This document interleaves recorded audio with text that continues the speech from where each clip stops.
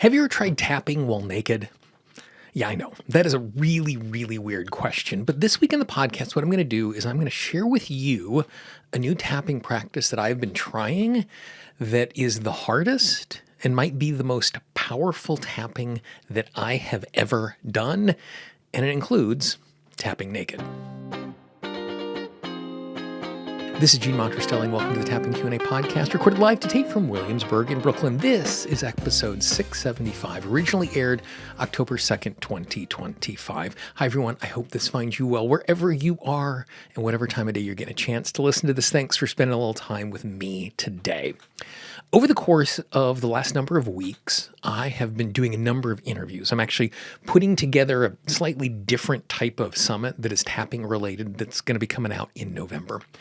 And recently, I had a conversation about self-acceptance with my buddy and our tapping friend, Brad Yates. And we were talking about self-acceptance. And so the question I had asked him was, what do we get wrong about self-acceptance? Especially when we're tapping and we're trying to keep healing and transformation.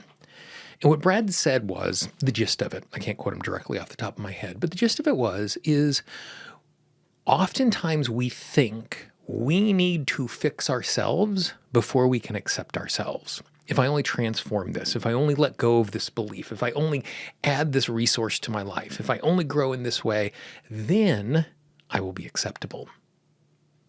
But his counter-argument to that was, in reality, it is only when we start to accept ourselves do we actually have the opportunity to create healing and transformation. You know, one of the things that I always do when I tap is I start with the phrase, I recognize the fact. So if you've done any of my tap-alongs, you've seen that, you've heard that. And that idea comes from Orman McGill, who said that all transformation starts by stating what is. And in order for me to state what is, I have to accept my circumstance, my choices, my resource state, my emotional state, my history. And so acceptance and self-acceptance is not about getting myself to a state where I am acceptable. Instead, self-acceptance is about creating healing and transformation from this place of where I am. Because when I accept myself, it makes it easier for me to respond to what's going on.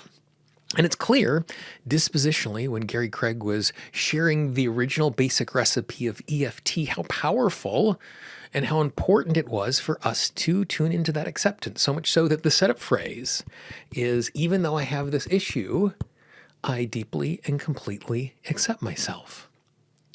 And so acceptance is something that is useful, but acceptance is also something that's really hard to do. And the reason why it's so hard for at least me to accept myself where I am is because I know my history.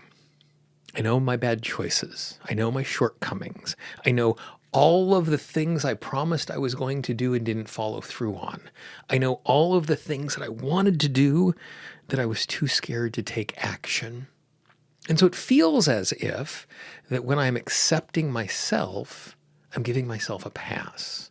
When I'm accepting myself, I am saying it is okay that I made those mistakes, that I didn't live up to what is going on.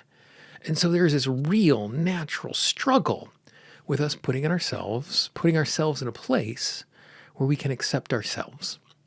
And so one of the ways that oftentimes, and this is one of the first kind of tapping tools that I learned about almost 20 years ago, was to tap while looking in the mirror.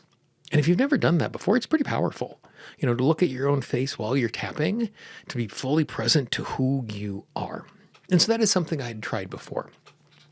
Well, recently I've been trying something really different, kind of. Certainly harder, not radically different, but different. And this is where it came from. There is a young musician and rapper by the name of Kavi. And Kavi was being interviewed on Bullseye with Jesse Thorne. It's an NPR program that's about culture. It is one of my favorite podcasts to listen to. Jesse has a wonderful worldview and curates beautiful things and has great conversations. And so he was talking to Kavi, and they got into the work that he had been doing on himself and the healing and the growth and what's going on. And Kavi shared an exercise that a friend of his shared with him. And the exercise was stand in front of a mirror, completely naked, and say nice things about yourself. Oh, oh boy, is that treacherous. And so I decided to give that a try while tapping. And so I'm in a circumstance where most days I go to a sauna in my neighborhood, spend some time in the cold plunge, spend some time in the sauna. I love what it does for my body. And the shower rooms at my sauna, on the opposite side, when you step out of the shower, you step and you see the entire wall is a mirror, floor to ceiling, the entire wall. So it is inescapable. You step out of the shower and there you are. And so what I started to do was I started to do exactly that. To stand in front of the mirror, completely naked, and tap. Completely naked and say kind, accepting things to myself.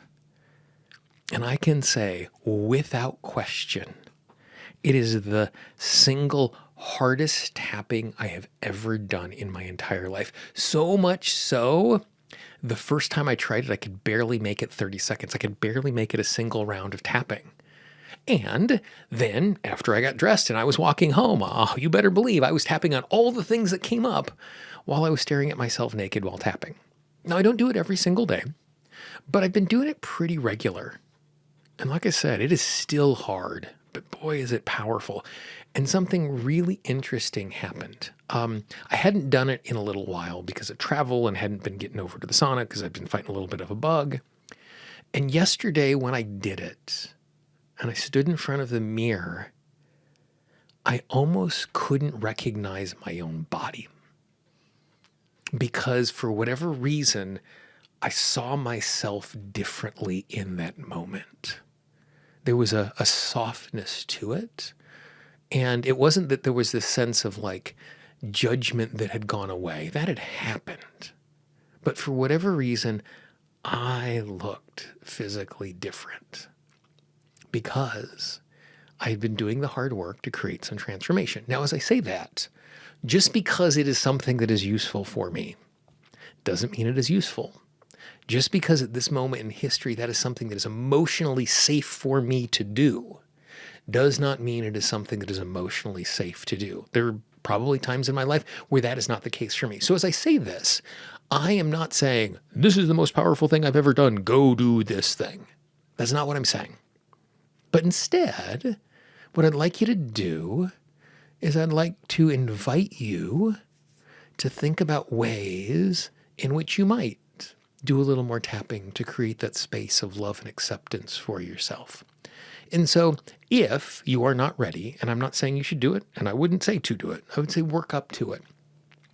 If you would like to do this in a way where you're not standing in front of the mirror naked, 3 simple steps, 3 simple integrations that you can work into this.